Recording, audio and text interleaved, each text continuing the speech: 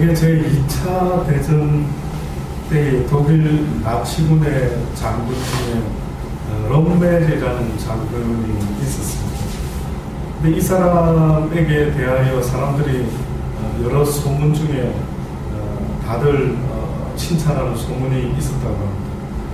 그자가 어떤 일 때문에 사람들에게 어떤 좋은 쪽으로 칭찬을 받았는가 봤더니만 그 사람이 적재적소에 사람을 잘 쓴다라고 소문이 났거든요. 그 장군이 사람을요, 이 사람은 어떤 일을 맡겨야 되겠고 또 이 사람은 어떤 일을 맡겨야 되겠다라고 하는 그런 사람에 대한 분별이 좀 남다른 그러한 어떤 것이 있었던 모양입니다. 그래서 그 롬멜 장군을 떠올릴 때마다 사람들은 그 사람 상당히 아주 장군으로서 부하 직원들을 적재적소에 잘 배치하는 사람이다. 근데 그 사람이 주로 사람을 4가지로 분류를 했다라는 겁니다. 어떻게 4가지로 분류를 했는가 봤더니만 그 사람이 분류한 첫 번째 부류의 사람들은 현명하고 똑똑하다. 현명하고 똑똑하다. 두 번째 사람은 부지런하고 열심히 있다. 이렇게 또 분류를 했고요. 세 번째로는 어리석고 멍청한 사람이 있다. 그리고 네 번째로는 느리고 게으른 사람이 있다. 이렇게 4가지로 분류를 했다. 저는 이 사람의 이런 분류의 이야기를 들으면서 무엇이 생각이 나냐면요. 오늘 잠언서 기자와 마찬가지로 성경에서는요, 성경이 아주 기뻐하는 사람의 부류가 있고요. 성경이 아주 지적을 많이 하고 정말로 경고의 메시지를 이렇게 늘 하고 있는 그런 부류의 사람이 있습니다. 방금 읽었던 우리 잠언서 본문 26장, 여러분 방금 읽어보시고 무엇에 대한 이야기가 두드러지게 많은 것 같습니다. 어떤 부류의 사람에 대해서 지금 계속해서 지적을 하죠. 첫째는 어떤 사람입니까? 미련한 사람을 이야기합니다. 성경에서는요, 미련한 사람, 그리고 그 뒤에 또 계속 나오는 게 있습니다. 뭡니까? 게으른 사람. 여기에는 구체적으로는 안 나왔지만 또 다른 사람이 있습니다. 우리가 너무 잘 아는 악한 사람이 있습니다. 예, 사기꾼과 같이 악한. 그래서 성경에는 미련한 자, 게으른 자, 악한 자, 요 부류가 어떻게 보면 3가지 세트로 이야기가 되어 있습니다. 그래서 우리가 잘 아는 이 악한의 표현 중에 1달란트 받았던 자가 있죠. 분명히 1달란트 받은 자가 단지 1달란트를 땅에 묻어놨다 그대로 주인에게 가지고 왔을 뿐인데 주인이 봤을 때는 이 악하고 게으른 자야 라고 이야기했으니 어떻게 보면은 결국은 미련한 자, 게으른 자라고 하는 것은 우리가 생각하는 것처럼 눈에 얼핏 보기에는 저 사람들이 뭐 그렇게 나쁜 사람인가, 악한 사람인가, 누굴 죽였나, 누굴 해코지게 한 것도 아닌데 굳이 그 사람들이 악한 인간이라고 말할 거 있겠나 라고 싶은데도 불구하고 성경은 오히려 미련하고 게으른 인간을 갖다가 악하다라고 그렇게 말을 하고 있는 겁니다. 도대체 어떤 일을 어떻게 하고 있길래 그의 인생이 하나님 앞에서 어떤 모습이기에 그렇게 악한 불의의 인간으로 말하고 있는 거예요. 오늘 본문에 보니 미련한 자에게는 영예가 적당치 아니하다. 마치 여름에 눈 오는 것과 같고 추수 때에 비 오는 것과 같으니라. 한마디로 말하면 전혀 유익되지 못함을 이렇게 표현을 하고 있습니다. 까닭없는 저주는 참새에 떠도는 것과 같고 제비에 날아가는 것과 같이 이르지 아니하느니라. 말에게는 채찍이요 나귀에게는 자갈이요 미련한 자의 등에는 막대기라. 미련한 자의 어리석은 것을 따라 대답하지 말라. 두렵건대 내가 그와 같을까 하노라. 미련한 자의 어리석은 것을 따라 그에게 대답하라. 두렵건대 그가 스스로 지혜롭게 여길까 하노라. 미련한 자 편에 기별하는 것은 자기의 발을 떼어 버리기라 해를 받느니라. 저는 자의 다리는 힘없이 달렸나니 미련한 자의 입에 잠언도 그러하니라. 미련한 자에게 영예를 주는 것은 돌을 물매에 매는 것과 같고 미련한 자의 입은 잠언은 술 취한 자의 손에 든 가시 같다고 말하고 자기니 온갖 것을 만들지라도 미련한 자를 고용하는 것은 지나가는 자를 고용함과 같다고. 개가 그 토한 것을 도로 먹는 것 같이 미련한 자는 그 미련한 것을 거둬 행하느니라. 그러면서 12절에는 조금 표현을요, 조금 특이하게 표현을 했습니다. 내가 스스로 지혜롭게 여기는 자를 보느냐, 그보다 미련한 자에게 오히려 바랄 것이 있다. 여기서 갑자기 미련한 자 이야기하다가 미련한 자보다 더 나쁜 이야기를 했습니다. 그게 누굽니까? 스스로 지혜 있을 바에는 스스로 생각할 때 나는 왜 이렇게 머리가 좋지? 나는 왜 이렇게 똑똑한 거야? 뭐 이렇게 만약에 스스로 남보다 자기를 낮게 생각하는 그 사람은 오히려 미련한 사람보다도 더 나쁘다, 더 악하다 라고까지 12절을 그렇게 표현합니다. 시편 14편에 보면은 가장 제가 봤을 때는 가장 의미심장하게 미련한 자, 다시 말하면 어리석은 자. 구약에서는 주로 미련한 자 표현이 많이 있지만 그러나 시편에는요 어리석은 자, 그 다음에 신약에서는 주로 어리석은 자의 표현이 의외로 좀 많이 나옵니다. 그래서 미련한 자, 게으른 자, 악한 자에 포함되는 그들의 표현 중에 또한 어리석은 자라는 것이 또 있습니다. 시편 14편에 보면은요, 어리석은 자는 그 마음에 이르기를 하나님이 없다 하도다. 저희는 부패하고 소행이 가정하여 선을 행하는 자가 없도다. 여호와께서 하늘에서 인생을 굽어 살피사 지각이 있어 하나님을 찾는 자가 있는가 보려 하신즉 다 치우쳤으며 함께 더러운 자가 되고 선을 행하는 자가 없으니 하나도 없도다 라고 이렇게 어리석은 자의 특징이나 미련한 자의 특징이나 게으른 자의 특징은 모두가 다 악한 자의 모습을 가지고 있다라고 성경은 이야기를 하고 있습니다. 왜 어리석은 자가 악한가라고 보았더니만 그 마음에 이르기를 하나님이 없다라고 말하는 자가 있다면은 우리 생각에는 목사님 신이 안 믿어지니까 하나님이 없다라고 말할 수 있지 않겠습니까? 라고 정도만 이야기할 수 있겠지만 하나님이 봤을 때 세상에서 악한 자 중에 아주 정말 저놈은 악하구나 라고 하는 어리석은 악한 자가 있는데 그 자가 뜻밖에도 뭐라고 말하는 자라고요? 하나님이 없다라고 말하는 자. 쉽게 말하면 그 마음에 하나님을 믿지 않는 자, 이 자가 성경은 악한 자라고. 왜 그들이 마음에 이르기를 하나님이 없다라고 그렇게 말을 할까?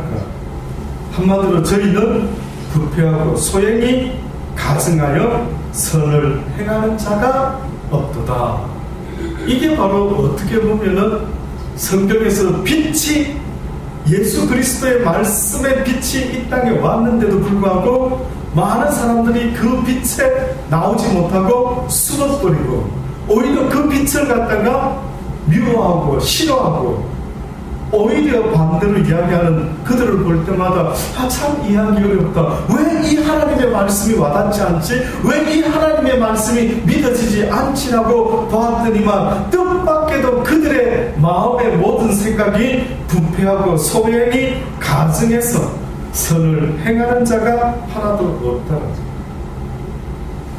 우리 생각에는 그냥 저 사람이 하나님을 잘 몰라서 그렇겠지, 그래서 하나님만 잘 가르쳐주면 저 사람이 하나님을 믿을 수 있지 않을까라는 희망도 가져보는데, 뜻밖에도 어떤 자의 모습은 우리가 다 알지는 못하지만 그들이 하나님이 없는 것 같아요, 나는 믿을 수가 없어요 라고 말하는 그들의 삶 가운데 내가 전혀 알지 못하는 그들의 모습이 있다라면 어떻게 하시겠습니까?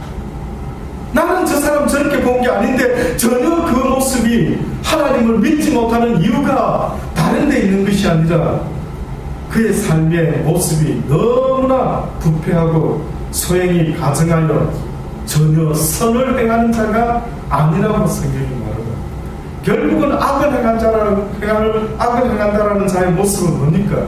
여호와를 알지 못함으로 여호와의 말씀을 모르기 때문에 여호와가 기뻐하는 일이 무엇인지 알지 못하니 그의 행하는 모든 것들이 다 하나님을 대적하는 악한 사단의 종이 되어 행하는 일이라고 가르쳐주고 있는 것입니다.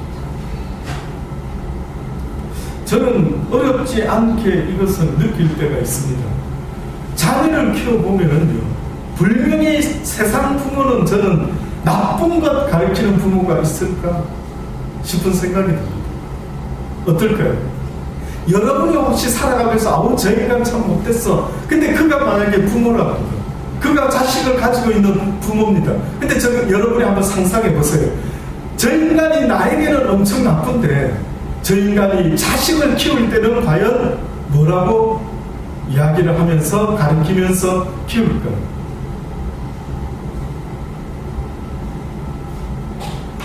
자식을 키워보니까 분명히 좋은 것을 가르쳐 주는데도 불구하고 좋은 걸 행하는 것보다 누가 가르쳐 줬는지 좋지 않는 것을 행할 때가 더 많은 걸 보지 않습니다. 신기하죠?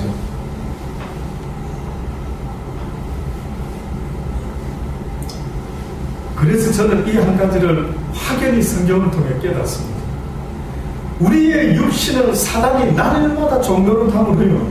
누가 무엇을 가르쳐주지 않는 것 같지만 우리의 육신의 법을 쥐고 있는 이 사망의 권세는 날마다 본능이라는 단어를 통해서 우리에게 하나님을 대적하도록 날마다 모든 것들을 가르쳐주고 알려주고 느끼게 하고 행하도록 만드는 이 모든 것, 어디서 배운 건 없는데 너 그거 어디서 배운 거지? 라고 하는 그 모든 것들이요, 뜻밖에도 하나님으로부터 온 것이 아닌 악한 사단의 생각을 그대로 따라서 행하고 있는 한 모습을 보는 것입니다. 그러니 어떤 면에서 그 말이 맞는 것 같아요. 제대로 교육을 받지 못한 인간은요, 멸망하는 짐승과 같다, 타장과 같다. 인정하십니까? 제대로 교육받지 못한 인간은 완전히 그것은 정말 사람이라고 말하기 어려울 정도로, 그래서 교육의 중요성을 알고 많은 사람들이요, 제대로 된 사람 하나를 교육시키는 것하고 교육받지 못하고 악해진 인간이 이 사회에 많아가지고 사회에 악을 끼치는 그 악한 인간들이 만들어내는 손실이 어마어마하다라고 말하지 않습니까? 한 사람만 제대로 교육만 시켜놓으면 오히려 제대로 교육시키는데 투자하는 돈과 제대로 교육을 시키지 못해가지고요, 그 인간이 사회에서 저지르는 나쁜 짓을 하면서 해를 끼치는 손실을 비교해보면 뜻밖에도 잘 교육하는 데 드는 투자보다 오히려 내버려 뒀을 때 악을 행하는 그들이 손해를 끼치는 비용이 더 많다라고 이야기합니다. 그래서 그랬는지 성경에 보면은 하나님께서 이스라엘 백성을 택하시고 그 이스라엘 백성의 어버이 되는 자들에게 공이 무엇을 이야기합니까? 너희의 자식들을 어떻게 하라고 가르칩니까? 여호와의 말씀으로 가르치라. 세상에 다른 어떤 걸 가르치지 말아라고 말합니다. 너희의 노하우를 가르치지 말아라. 너희의 인생의 돈 버는 방법, 네가 겪었던 걸 가르쳐 주지 말아라.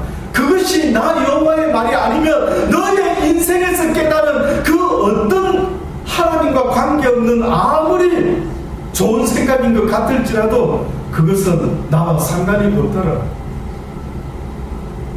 그래서 유대인의 어버이라고 하는 사람들이 공이 자식에게 의무적으로 가르쳐 줬어야 되는 것은 여호와에 대한 지식이었어요. 그러니까 유대인은 참 놀랍죠. 아브라함의 자손 이삭의 자손 야곱과 해서 그들에게서 이어지는 그 모든 계보 속에는요, 어떤 의미가 있느냐면 너희의 조상 야곱의 하나님이 누구였는 줄 아느냐, 계속 알려주고 있는 거예요.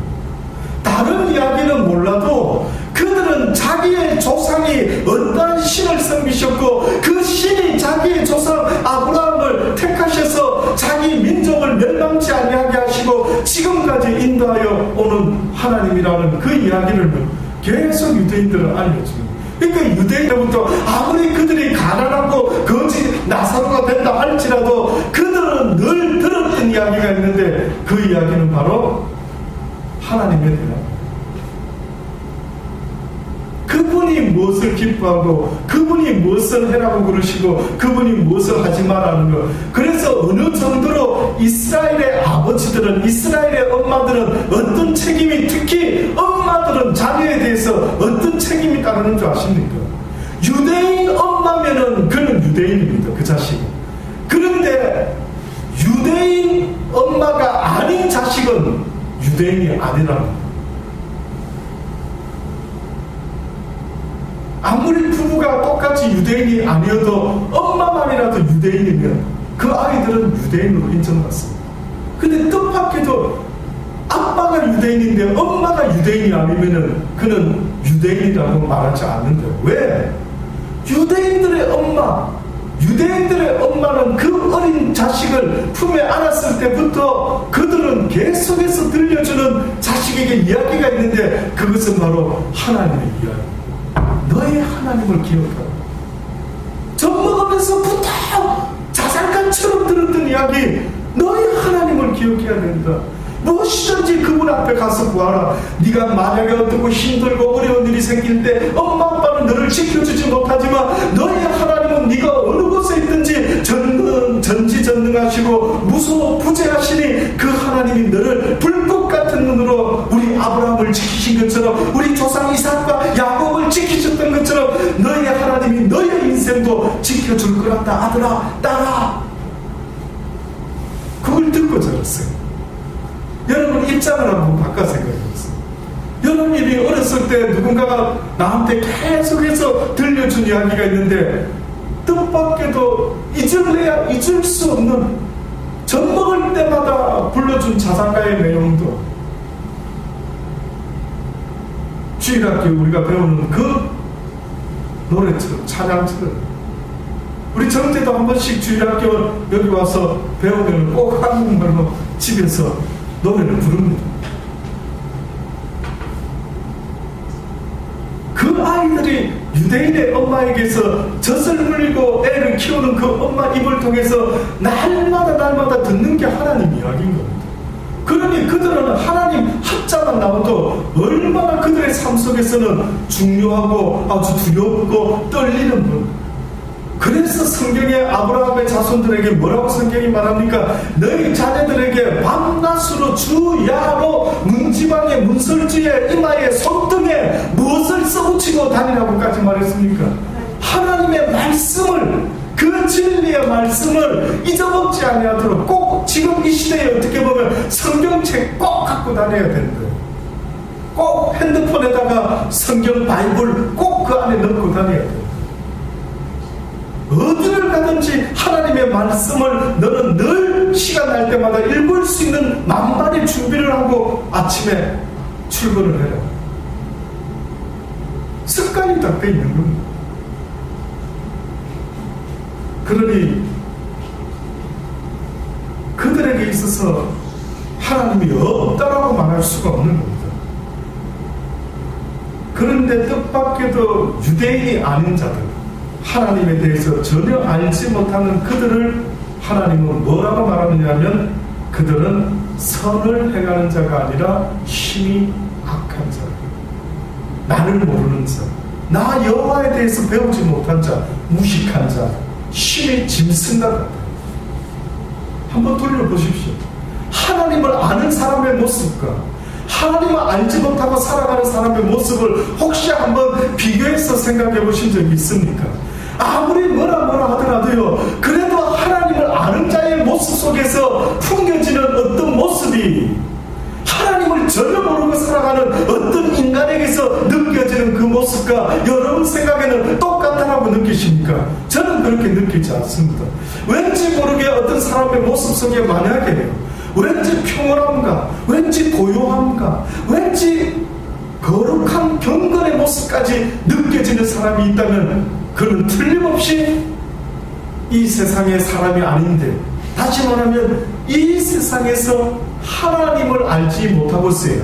거룩의 덩어리, 경건의 덩어리, 진실의 덩어리, 그 실체 되시는 하나님의 진리를 배우지 않고서야 어떻게 저 사람의 인격과 인품 속에 저런 온유한 무언가가 나올 수가 있지?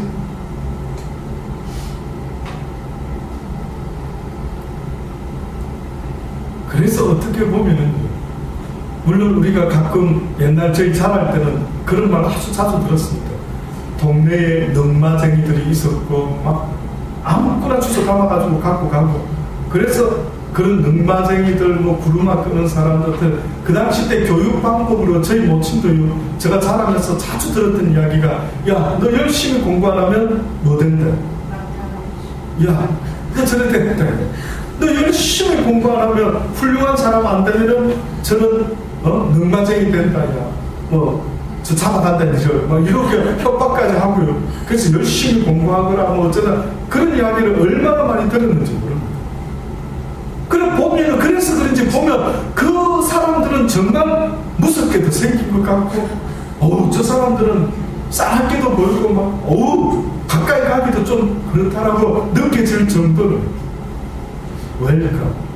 왜 어떤 사람의 모습 속에는 거친 모습, 아주 싸나운 모습, 아주 광기 어린, 아주 도끼 서린 이런 모습들이 느껴지는 반면에, 왜 어떤 사람은 이상하게 같은 사람인데도 그 영혼에서 느껴지는 어떤 느낌이 왜 저렇게 다를까? 저는 하나님의 진리의 말씀이 여러분을 지배할 수 있게 되기를 간절히 주의 이름으로 축원합니다. 하나님의 말씀이 여러분을 정복해야 돼. 주의 말씀이 내 모든 생각을 사로잡아 줘야만이 내 삶 가운데 하나님께서 말씀하시는 이러한 위의 사람이 아니라 하나님이 기뻐하는 자의 모습이 된다라고 하는 사실을 꼭 잊지 마셔야 합니다. 나를 변화시키는 것은, 내 육신의 병을 일으키는 것은 내가 무엇을 먹느냐에 따라 반응하는 것처럼, 내 영혼도 내가 날마다 무엇을 가까이에 두느냐에 따라서 결국은 내가 어떤 유형의 인간이 된다라는 것은 이미 정해져 있는 것입니다. 그래서 하나님께서, 여호와께서 하늘에서 인생을 굽어 살피사 지각이 있어 하나님을 찾는 자가 있는가 보려 하신즉 다 치우쳤으며 함께 더러운 자가 되고 선을 행하는 자가 없으니 어떻다고요? 하나도 없도다. 여기 보니까 시편 14편에 지금 이 말씀을 보니까요, 여호와께서 하늘에서 인생을 굽어 살피사, 이 표현은 저는 느껴지는 게 뭐 할 때 이렇게 이런 표현이 있었느냐 하면, 바벨탑 사건 때도 이런 표현이 있어요. 바벨탑 사건 때도 하나님이 인간들이 무엇을 하나 이렇게 보러 오시는 거죠. 너희들 지금 뭐하고 있지? 이러한 느낌을 가질 정도로 표현을 쓰신 그 어떤 모습, 바벨탑을 쌓으면서 하늘 끝까지 닿는 대를 쌓고 흩어짐을 면하자, 이제는 하나님의 도움 없이, 하나님 바라지 않고도 우리의 힘으로 이 세상을 파라다이스를 만들고 한번 살아보자 라고 하는 이런 생각을 했던 그 인간들을 살펴보신 듯한 그 느낌을 또다시 말씀하시기를, 여호와께서 하늘에서 인생을 굽어 살펴봤더니만 지각이 있어 어떻다고요? 하나님을 찾는 자가 있는가 보려 했더니만 하나님을 찾는 자가 없었다. 하나님을 찾는 자는 없어요. 그래서 저는 아브라함 이야기를 지난 주일날 오후에 그렇게 했던 것입니다. 비록 성경에는 아브라함에 대해서 그 전에 뭐하고 있은 사람인가? 라고 전혀 왜 하필이면 아브라함이지? 왜 하필이면 많은 사람이 있는데 하나님이 아브라함을 불렀을까라고 할 때 저도 이해가 안 되더라고요. 와, 아브라함 아주 럭키네, 럭키. 근데 제가 뜻밖에도 외교의경의 어떤 책을 읽다가 성경에는 포함되지 않았지만 이런 이야기가 있다 할 때 믿어지는 겁니다. 그게 그럴 수가 있겠다. 왜? 아브라함이 자기 아버지 데라가 만드는 우상을 늘 보고 자랐는데 어느 날 그 우상이 툭 넘어졌는데 그냥 모닥불에 넘어진 우상이 타버리고 말았다. 그때 아브라함의 마음에 이게 신이야? 이게 신이냐? 도대체 신이 과연 이렇단 말인가? 라고 생각하고 그 아브라함이 뜻밖에도요 날마다 그의 삶 가운데 하나님을 찾았다는, 진짜 하나님은 어디 계십니까? 진짜 하나님은 어디 계십니까? 하나님이 지금도 인생을 굽어 살펴보시는데 지각이 있어 하나님을 찾는 자가 있는가 보려. 뜻밖에도 이 지각이라는 것은 뭔 줄 아십니까? 감정적인 걸 말하는 게 아닙니다. 느낌을 말하는 게 아니라고요. 지각이라고 하는 것은 옳고 그름을 분별할 수 있는 확실한 근거가 되는 그 자리를 지각이라고 생각합니다. 하나님이 우리의 믿음도 지각을 가지기를 바랍니다. 우리가 믿음 이야기할 때도 그냥 감정적으로 좋았다 말았다가 아니라 지각을 통하여 하나님의 말씀을 준행하는 자가 되기를 바랍니다. 지각이라는 것은 하나님의 또 다른 고유의 속성입니다. 다시 말하면 이걸 성경에서는 인격 있는 분, 여호와는 인격의 하나님이시다. 그래서 그분은 비나이다 마구제비의 그런 신으로서의 대상이 아니라 그분과는 대화를 할 수 있는 그런 관계의 신이시다. 결국은 하나님이 우리 인간에게 보기를 원했던 것은 인간의 존재가 조금만 지각을 가지면 대번에 본능적으로라도 무엇을 생각하게 되느냐면 하나님을 찾게끔 돼요. 하나님을 찾게끔 되었어요.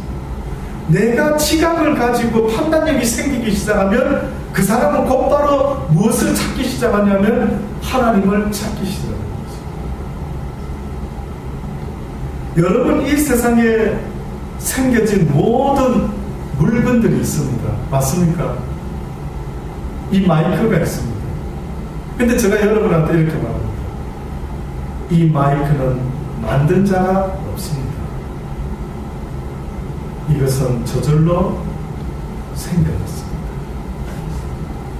어느 날 갑자기 폭발이 팍 일어나가지고 이 마이크가 갑자기 생겨납니다. 자, 제가 이렇게 말했습니다. 어느 쪽이, 여러분 지각을 이용하면 어느 쪽이 더 믿어지시는 것 같습니다. 만든 자가 있다고 말하는 게 믿어지실까요? 저절로 뭐가 폭발해서 보니까 이게 뚝딱 만들어진 것 같아요. 희한하게 이렇게 어째 이렇게 만들어졌지? 저절로 이렇게 돼요. 이게 믿어지십니까? 그래서 성경이 우리에게 지금 말씀하는 겁니다. 너희가 조금만 지각을 가지고 이 세상 삼라만상을 보면은 모든 물건은 만든 자가 있음을 왜 알지 못하느냐? 모든 물건은 만든 자가 어떠한 목적을 두고 만들었다는 사실을 왜 알지 못하느냐? 이 지구도 모든 수금지와 목토 천해명도 하늘의 별도 해도 한치의 오차 없이 움직이고 있는 모든 것들과, 그리고 너라는 인간의 모습을 좀 쳐다보아라. 너라는 존재가 저절로 원숭이에서 인간이 되어진 것인가 스스로 생각을 해봐라.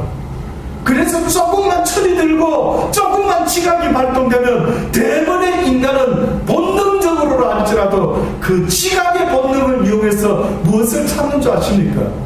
신을 찾게 됩니다. 나를 만든 분을 찾는 거예요. 고아원에서 철없을 때는 먹을 거 입을 거 밥만 주고 옷만 주고 그러면은 그냥 엄마 아빠 잊어먹고 살아가죠. 맞습니까? 물론 예외적인 애도 있겠죠. 꼭 그렇게 생각하지 마시고요. 예외적인 애도 있겠지만 대부분 먹을 것, 입을 것, 마실 것 주고 잠자리 주면 어렸을 때는 어떻게 합니까? 생후 몇 개월 된 애가 엄마 찾고 막 그러는 애 보셨습니까? 그냥 젖이 있고 분유가 있고 하면 먹고 자라지 않느냐. 그런데 어느 순간에 아이들이 갑자기 자기를 낳아준 부모가 누구지? 라고 찾는 걸 여러분 본 적이 있습니까? 없습니까? 그럴 것 같지 않습니까? 여러분과 저라 하더라도 제가 만약에 고아원에서 자랐는데 어느 날 자라면서 철이 들면서 이제는 먹을 것 입을 것만 만족하는 그런 본능적인 육체적인 그런 데서 벗어나는 순간에 사춘기 되어서 뭔가 생각이 빠지게 되는 어떤 때가 왔을 때 갑자기 나도 모르게 무엇을 생각하겠습니까? 부모가 다 있는데 왜 나는 고아원에서 자랐지? 왜 부모가 나를 버렸는데? 뭐 때문에 나를 버렸을까? 궁금하지 않습니까? 그래서 성경에 하나님이 지금 이 시편 기자를 통해서도 뭐라고 말씀하고 있다고요? 지각을 통해서 하나님을 당연히 찾아야만 되는데 나를 지은 전능자 내 영혼의 아버지 그분이 왜 나를 지어서 이 땅에 지금 살아가도록 삶을 허락하셨는가 그 궁극적인 의미가 뭔가 하는 것을 알아야만 되는데 배워야만 되는데 하나님을 찾는 자가 있는가 보려고 오셨는데 뜻밖에도 이 시편 기자의 말을 통해서 봤더니만 다 치우쳐 함께 어떤 자가 되었다고요? 더러운 자가 되고 무엇을 행하는 자가 돼요? 선이라는 건 뭡니까? 하나님의 말씀, 진리의 말씀, 여호와를 영화롭게 하고 그를 즐거워하고 또한 그로 인하여 기뻐하며 감사하며 살아가는 인생을 사는 자를 성경은 선한 삶을 사는 자라고.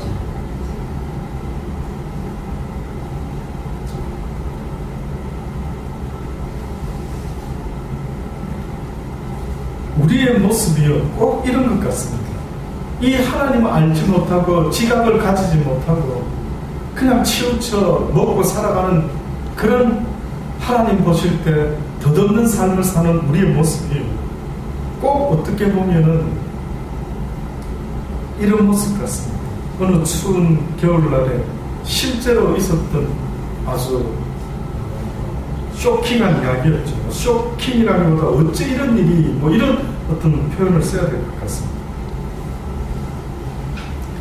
런던의 어느 한 악기점에 남루한 옷을 입은 한 여인이 찾아와가지고 먹을 것을 좀 사기 원한다고 하면서 그저 얼마라도 좋으니까 제발 좀 값을 쳐주십시오 라고 하면서 웬 바이올린 악기 하나를 실제로 들고 와가지고요 그 악기상에게 그저 뭐 알아서 몇 푼이라도 달라고 간절히 부탁을 하는 겁니다. 그래서 막 악기를 두고 가든 가지고 가든 이 악기사 아저씨가 아마 불쌍한 생각이 들어서 5불을 준 5달러를 돈을 줬던 거예요. 이 여자가 너무 고맙다고 그 5달러를 받아가지고 자기가 들고 온 그 고물 바이올린을 두고 갔답니다. 실제 있은 이야기죠.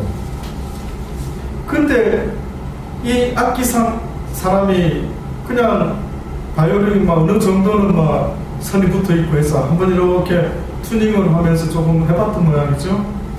근데 소리가 굉장히 맑더라는 거예요. 의외로 보기보다. 그래서 이게 그렇게 뭐 못 쓸만한 건 아닌데 하고 이렇게 이제 살펴봤겠죠. 당연히 어떤 브랜드였는가 하고 이렇게 살펴봤는데 저는 바이올린에 대해서 잘 모릅니다만 아마 그 당시 때에 안토니오 스트라디바리라고 하는 이름을 가진 1704년이라는 그까지 이렇게 붙어있는 그런 바이올린이었던 거예요.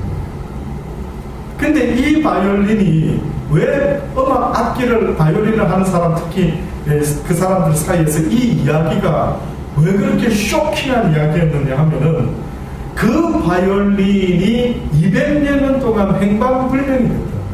그 여인이 그 악기상에 들고 오기 전까지 그 바이올린이 200년 동안 행방불명이 됐다.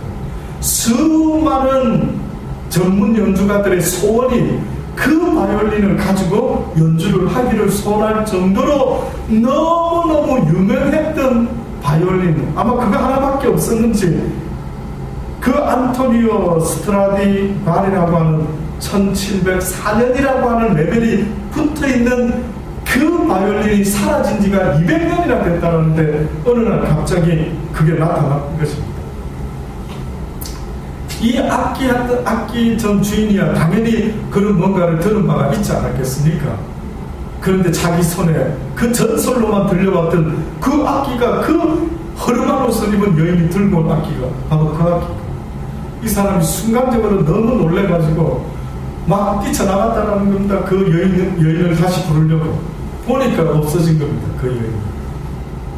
그래서 결국은 당시에 그것을 내놨을 때 그 악기가 10만 달러를 넘었다.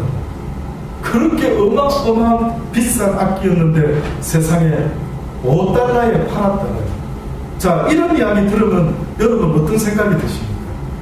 물론 어떤 분은 당장 곡물가게 다니면서 바이올린 비슷한 걸 주워 모아봐야지 뭐 이런 생각도 하는 분도 있겠지만은요, 여러분 느끼기에 와 너무 어처구니가 없다, 그쵸? 그러면 그 여인에게 있어서는 왜 그 악기가 5불밖에 안 됐느냐?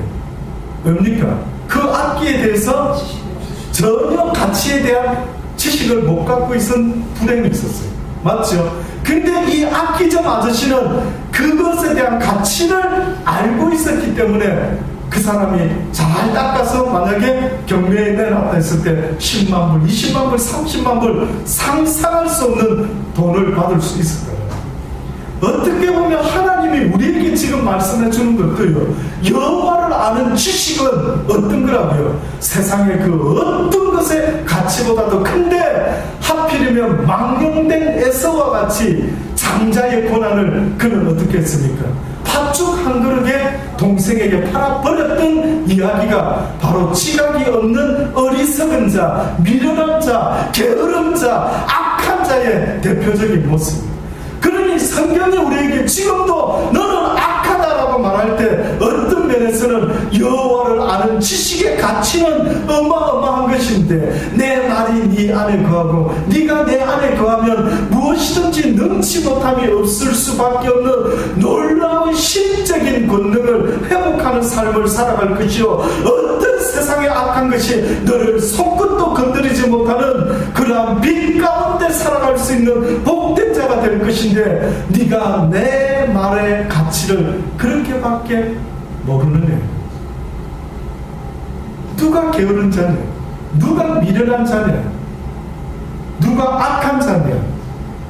여호와의 지식을 모르는 자, 여호와의 지식이 없으므로 망해간다라고 하는 그 이야기처럼 하나님의 가슴은 너무나 안타까워. 저들이 나 여호와를 아는 그 지식의 능력이, 파워가 얼마나 대단한 걸 알았다면 모든 악한 생각을 쳐서 이길 수가 있었을 텐데, 이러면 안 되는데, 이러면 안 되는데, 이러면 안 되는데, 이러면 안 되는데 라고 하면서 늘 게으르고 힘없는 자의, 어리석은 자의 모습으로 지금도 사는 인생들이 얼마나 많은지. 어느 날 사단들이 모여서 회의를 시작했다. 사단들이 모여가 회의를 시작하면서 무슨 회의를 했느냐면, 어떻게 하면 예수 믿는 사람들을, 예수를 못 믿게 만들고 저들을 다 지옥으로 끌고 갈 수 있을까? 그랬더니만은 옛날부터 썼던 방법을 써보죠. 뭔데? 어떤 사단이가 일어나서 이야기를 하는데, 저들을 사자보다도 더 무서운 것으로 위협을 하십시다. 안 돼. 다 써봤잖아. 다 써봤잖아. 요즘은 계속해서 예수 믿는 사람들을 지옥으로 끌고 가는 숫자가 좀 많아져야 되는데 점점 늘지 않고 자꾸 줄어드는 것 같아. 무슨 좋은 대안이 없어? 위협해가지고 예수 못 믿게 만들면 안 될까요? 그거 안 되더라. 오히려 더 그럴 때 더 순교의 피가 쏟아지고 더 간절히 하나님을 찾고 기도하는 자들 감옥에 잡아 넣어도 안 된다, 안 된다. 뭐 좀 획기적인 방법 없어? 뭐 그런 이야기를 하는 거예요. 모두가 정말 무슨 좋은 방법 없을까? 뭐 온갖 국리를 다 하고 의견을 내놨다가 결국은 사단 가운데 가장 나이가 많은 사단이가 이런 제의를 하는 겁니다. 내가 오래 살면서 여러 방법 다 지켜봤는데 결국은 이 방법 저 방법도 써봤는데 어떻게 보면 가장 좋은 방법 중에 하나가 이 방법인 것 같아 라고 하면서 그 사단이가 한 말이 있답니다. 그게 뭔지 아십니까? 예, 그가 내놓은 안건이 뭐였느냐 하면은 찬양하는 거, 교회 다니는 거, 뭐 하는 거 결심하고 뭐 하는 거 하더라도 좋다. 그러나 언제부터 하라? 내일부터. 쉽게 말하는 게으름을 줍니다. 항상 말씀을 듣고 은혜 받고 나도 전에 살아야지 이러고 교회를 나가자마자 잊어먹게 만들어주죠. 그래서 내가 언제 그런 이야기 들은 것처럼 또 혹은 기억한다 할지라도 이제 내일부터 그래야지. 이제 내일부터. 그러니까 내일 잠 자고 일어나면 어떻습니까? 그냥 또 오늘 아침 뭐 먹을까? 점심 뭐 먹을까? 이러면서 또 내일부터. 내일은 고사하고 그냥 가물가물한 겁니다. 분명히 말씀을 듣고 깨닫는데도 지나면은 그 순간이 지나면 자꾸만 가물가물해지는 이것이 어떻게 보면 사단이 하고자 하는 아주 최고의 방법이 아닌가라는 생각입니다. 그렇습니다. 그래서 성경도 뭐라고 말하느냐면 나더러 주여 주여 하는 자마다 천국에 다 들어가는 것이 아니요 다만 하늘에 계신 내 아버지의 뜻대로 행하는 자라야 들어간다. 아버지의 뜻대로라 할 때 그 뜻대로라고 하는 것은요 무슨 어떤 사람은 난 아버지의 뜻을 모르는데요 아버지의 뜻이 복음 전하는 거 아닙니까? 아버지가 말하는 아버지의 뜻이라는 것은 복음을 전하는 일을 아버지의 뜻이라고 말하는 것 아닙니다. 먼저는 뜻밖에도 복음을 전하는 일이 아닐까 싶은데 성경에 보니 그날에 많은 사람이 나더러 이르되 주여 주여 우리가 주의 이름으로 선지자 노릇했고 주의 이름으로 귀신 쫓아냈고 주의 이름으로 많은 권능을 행치 아니하였나이까.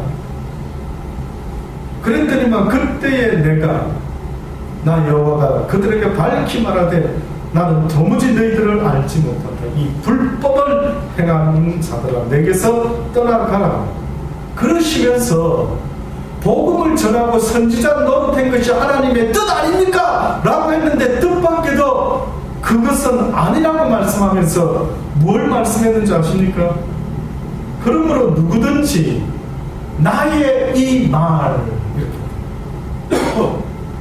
뭘까요? 나의 이 말을 듣고 행하는 자는 그 집을 반석 위에 지은 지혜로운 사람 같다. 복음을 전하는 것보다 네 영혼에게 있어서 더 중요한 게 있는데 그게 뭐라고요?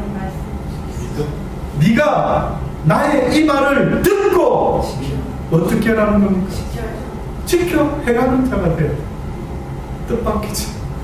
어디 가서 복음 그래서 바울이 내가 남에게 복음 전하고 혹시나 내가 떨어져 버림을 당할까 심히 두렵다라고 말했던 것은 바울은 복음 전하는 게 자기의 전 생명을 걸고 했던 것이지만 자기의 영혼에 대한 것도 그는 늘 잊지 않고 있었다. 내 영혼을 잃어버리고 다른 사람 전도 실컷했다. 남는 게 뭡니까 자기한테?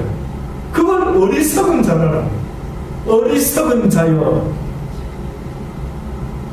그래서 나의 이 말을 듣고 행하는 자는 그 집을 반석 위에 지은 지혜로운 사람 같으나 비가 내리고 같으니 비가 내리고 창수가 나고 바람이 불어 그 집에 부딪히되 무너지지 아니하나니 이는 주초를 반석 위에 놓은 것이다. 그러니 결국은 하나님의 말씀을 행하는 자의 믿음은 흔들리지 않는데 행치 아니하고 말로만 하고 앉아있는 자의 믿음은 어떻다고요? 그거는 주초 위에 세운 인생이 아니다. 어떻게 된다고요? 나의 이 말을 듣고 행치 아니하는 자는 그 집을 모래 위에 지은 어리석은 사람 같으니 비가 내리고 창수가 나고 바람이 불어 그 집에 부딪히며 무너져 그 무너짐이 심한 자. 이것이 바로 성경이 말하는 어리석은 자, 게으른 자, 악한 자라고 말하는 것입니다. 사랑하는 여러분, 기왕에 하나님을 이제는 믿고 그 말씀을 쫓아 산다라고 할 때에 이 말씀의 가치가 여러분의 생명보다, 여러분의 영혼보다도 어떻게 보면 더 귀하고 귀한 가치라는 사실을 잊지 마셔야 됩니다. 내 영혼이 그 말씀을 붙잡지 못하면 결국은 나는 아무것도 행할 수가 없는 악한 자밖에는 될 수가 없는 것입니다.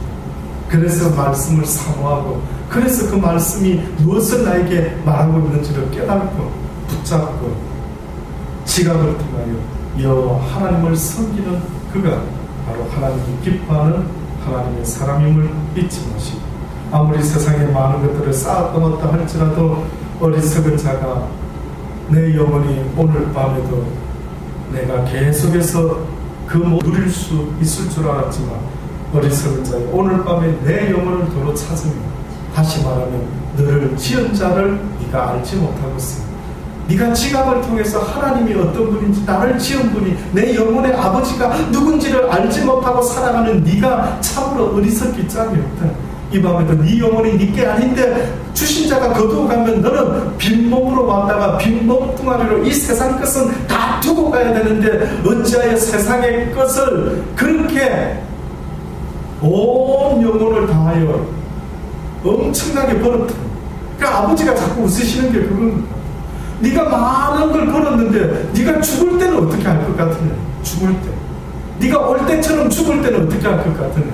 올 때도 빈몸으로 왔고 죽을 때도 빈몸으로 갈 터인데 이 땅은 잠시 있다 사라지는 곳이고 영원한 곳에 네 모든 삶의 그 업적을, 상을 하늘에 쌓아라고 그렇게 말하는데, 쉽게 말하면 하늘나라에서 영원히 살 때 필요로 하는 하늘의 상급을 쌓아라고 그렇게 알려주는데, 이 땅의 것으로 영원을 살아라고 그렇게 이야기하는데 그 지각을 가지라고 말씀하고 있는데도 불구하고 아직도 그 지각을 가지지 못하고 이 땅에서 와 빈손으로 왔다 빈손으로 간다라는 걸 알면서도 길을 쓰고 쌓아놓는 것이 네 것이 되겠느냐라고 주님이 물어보시고, 여러분은 그것에 대해서 어떠한 대답을 할 수가 있겠습니까?